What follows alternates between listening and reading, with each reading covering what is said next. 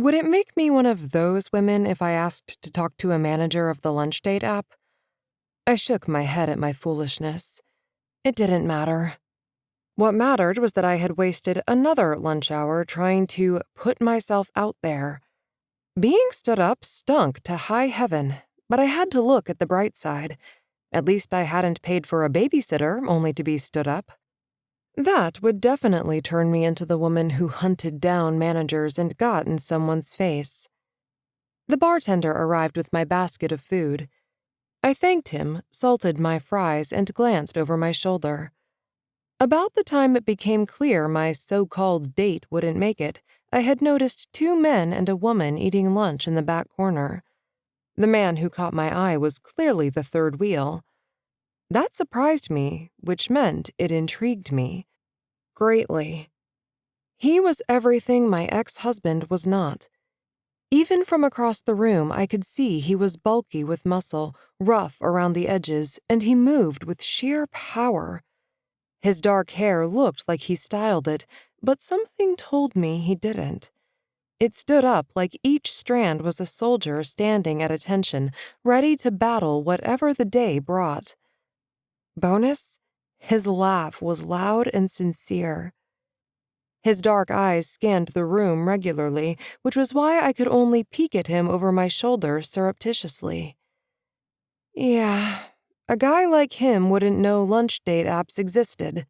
His phone might explode if he tried to download the app.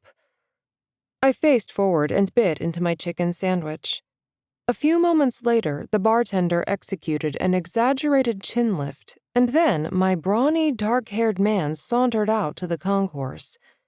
This allowed me a good look at his derriere and the back of his leather vest. It featured 3 patches. The first read Riot MC. The second and most prominent patch was a fist, upon which perched a skull with wings off to the side where the fist and skull met. It was pretty damn cool as biker patches went, not that I'd seen many of them. The last one read Biloxi, Mississippi. I would never catch the eye of a tough guy like him, though I wished I could. As my eyes trailed him turning left out of the restaurant, I wondered if that was the last I would see of him or if he was headed to the restrooms. The bar and grill I was at happened to be inside a casino, and rather than have the restrooms inside the restaurant, they were always located outside.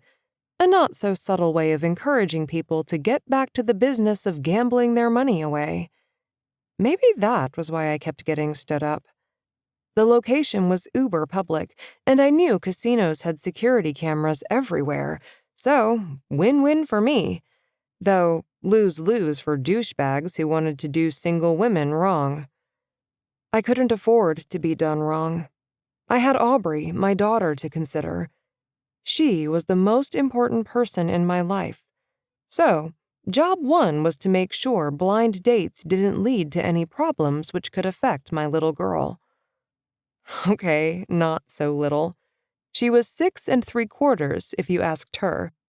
Just 6 if you asked me, and we needed to find the pause button stat. She laughed at my threats to make her stop growing by putting a brick on her head, but the joke was wearing thin. As I ate my sandwich, a tall, thin woman with long, strawberry blonde hair stopped at the hostess stand. She spoke with her hands and her mouth, but she did it while maintaining an air of being prim and proper. The hostess led her to a small table in my line of vision. Mr. Biker returned, but paused when he passed the hostess stand. He scanned the room, caught sight of the woman, and settled in the seat across from her. Damn it. My face fell, I knew, so I bent to my lunch and focused on eating quickly. My boss, Lydia, knew about the blind dates. Then again, besides my mother, she was the most adamant I find a man. I sipped my Coke Zero and caught sight of the strawberry blonde woman leaving. Against my will, my head swiveled toward the table, only to see the tough guy walking toward me, a huge smile on his face. My stomach plummeted, even as heat swirled through my chest.